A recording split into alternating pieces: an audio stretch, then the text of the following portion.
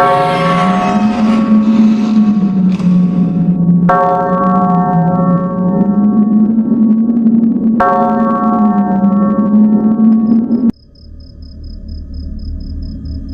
gabi po pala sa iyo, Miss D. Tawagin niyo na lamang po ako sa pangalang Chin. Unang beses ko po pala gagawin ang magbahagi ng mga kwentong ganito.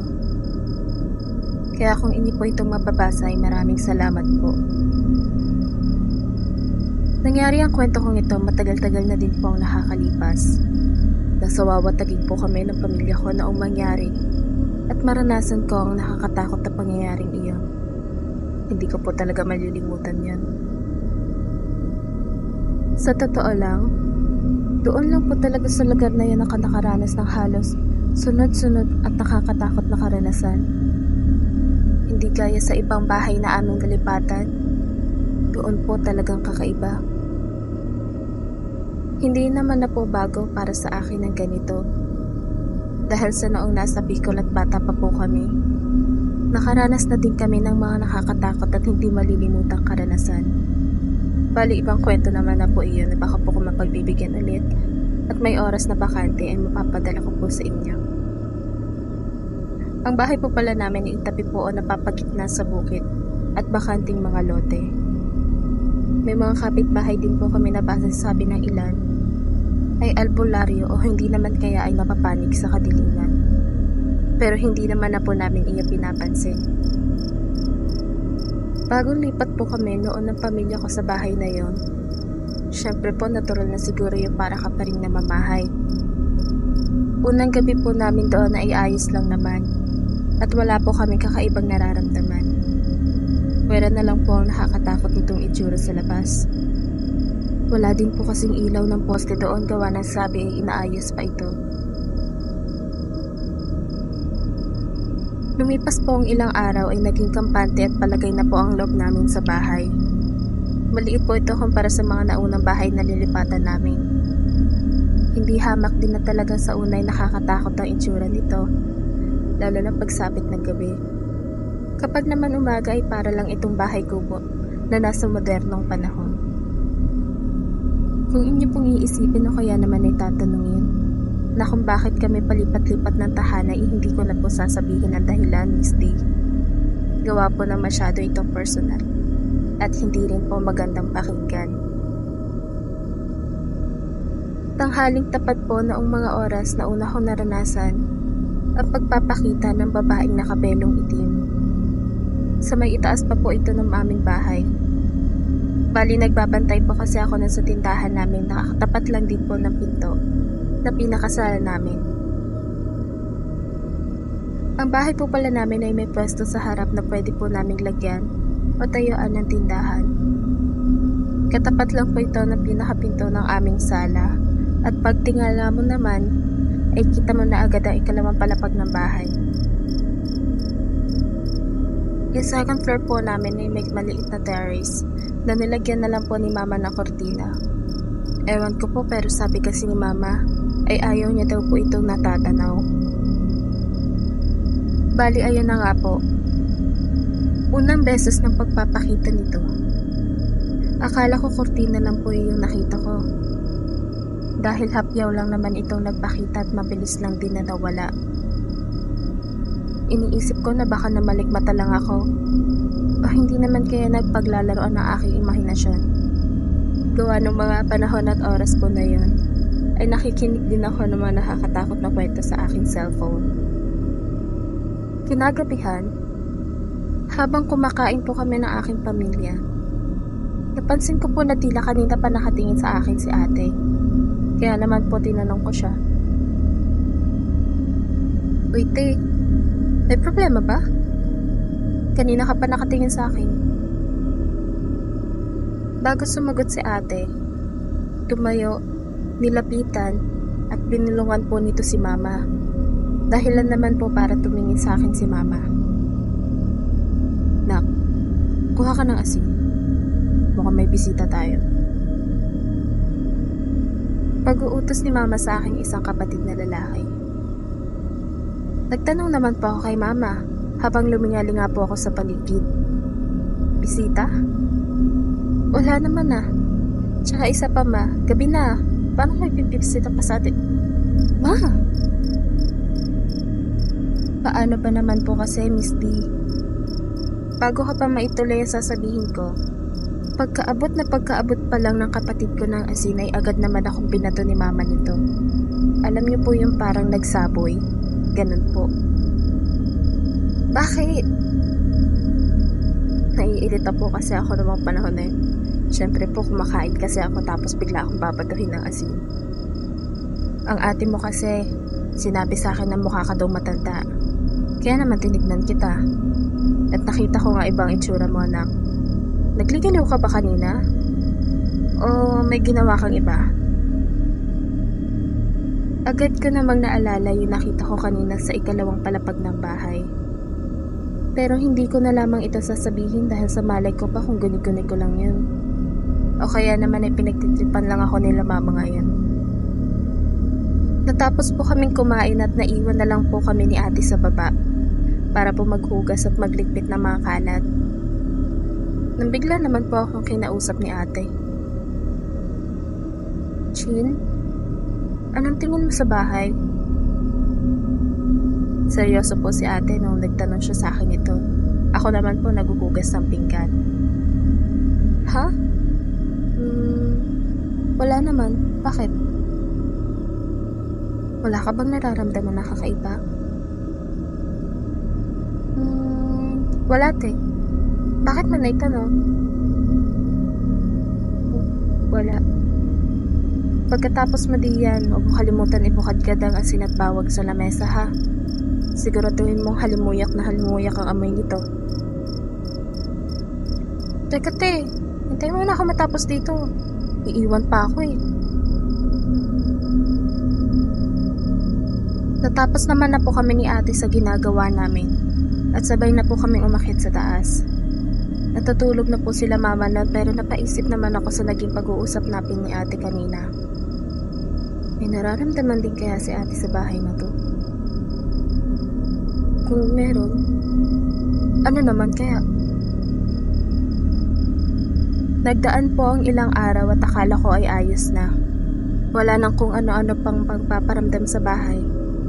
Lalo na po sa akin. Ako lang po ang naiwan sa bahay ng mga oras na yon. Dahil po may pasok si mama. Ang iba ko naman pong kapatid may pasok din. Si ate naman po may trabaho. Noong mga oras din po na yon ay hindi na po maganda ang pakiramdam ko. Nagiinit na po ang singaw sa mata ko at pakiramdam ko po ay lalagnatin ako. Tanghaling tapat at ako po ang bantay sa tindahan namin. Madalang lang po ang mga bumibili nun kaya naman po naisipan kong tumayo muna at kumuha na makakain sa loob ng bahay. Ayaw ko po kasi kumuha sa tindahan namin gawa ng bilang po ni mama yun at ayaw ko din po. Baka po kasi magpalo ako. Takot po kasi ako kay mama eh. Matapos po akong makakuha ng pagkain, dapat po ay lalabas na ako. Pero sa hindi malamang kadahilanan, ay napatingala ako sa taas ng terrace namin. At laking takot ko naman po na makita kung nandoon po ulit ang babaeng nakapelong itim. Sa pagkakataong iyon, alam ko po, ang nakikita ko, na hindi ako namamalikmata lang. Na talagang nandun siya, nakatayo, at nanlilisik ang tingin sa akin. Nabitawan ko naman po ang dala-dala kong pagkain at tatakbo na sana ako palabas dahil sa takot po na nararamdaman ko. Malakas po ang tibok ng puso ko ng mga oras na yon. Idagdag mo pa po na hindi din maayos ang pakiramdam ko. Malapit na po ako sa bukana ng pintuan namin. Nang bigla na lang ay makaramdam ako ng malamig na hangin na para bang pumugo sa buong katawan ko. At doon po, nawalan na ako ng malay.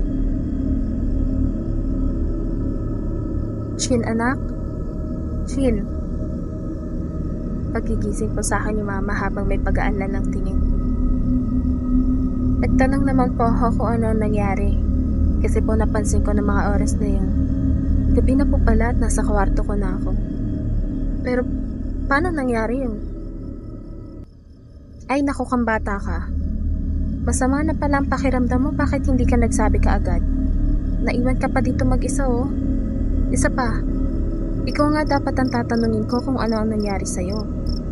Sabi kasi nung kapitbahay natin, panay daw siya tawag sa'yo kanina. Gawa ng babayaran niya yung nakuha niyang paninda kahapon. Eh ang kaso daw, nakita ka niya may kausap sa loob, kaya hinintay ka muna niya.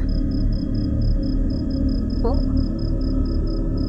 Ayun nga, ilang minuto daw lumabas ka din naman, pero ginitian mo lang daw siya. Nangilabot pa nga daw siya sa'yo, gawa ng tanungin ka niya, ay tinignan mo lang siya at kumiti. Ano bang problema? Tapos sinabi mo pa magliligpit ka na agad. Ilang minuto lang daw ang lumipas no, nakita ka niya sa labas ng bahay nila. Pero nung pumunta siya sa kinatatayuan mo ng mga sandaling yun, wala ka na daw. Akala niya nga kukunin mo na yung bayad niya. Anak, may problema ka ba? Na hindi ka ba sinasabi sa akin? Wala po mama. Kasama lang po siguro ang pakiramdam ko. Ipapahinga ko na lang po ito.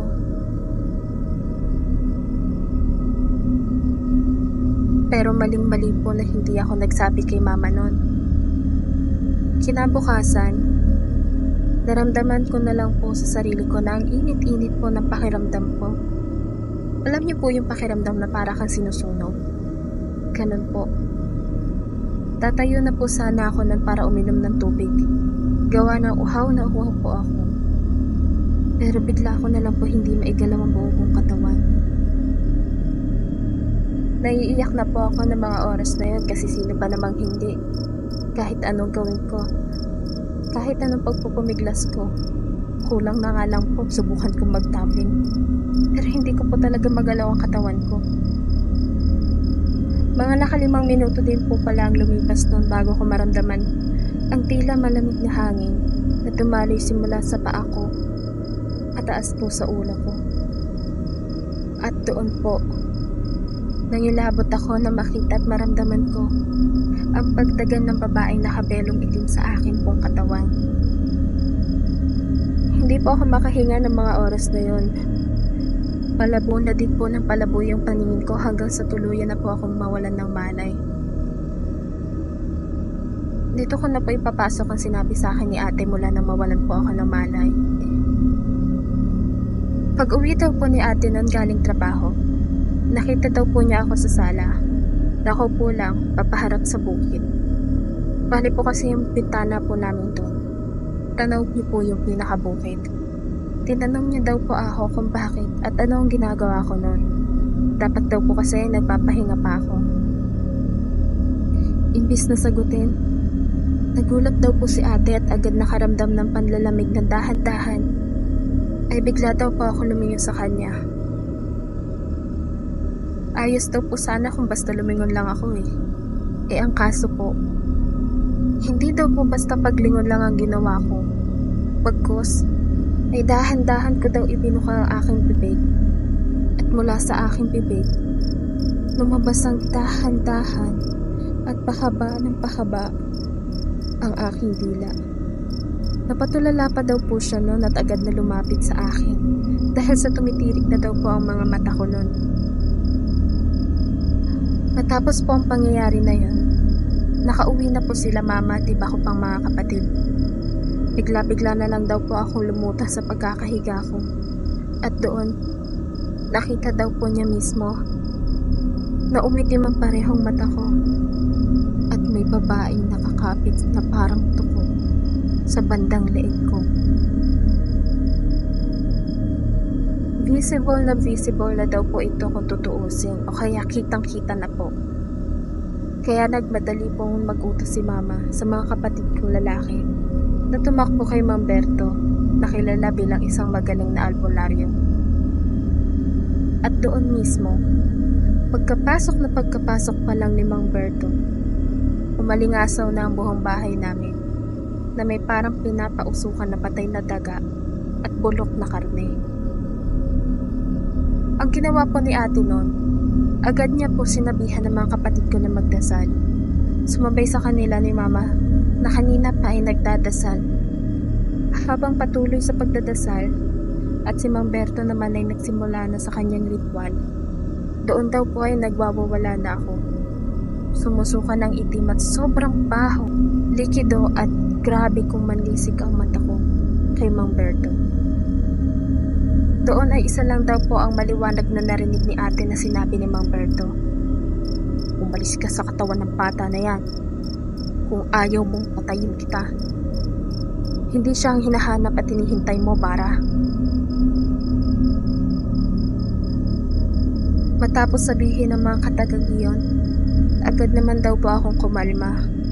Bumaba ang lagnat ko at umayos po ang lahat.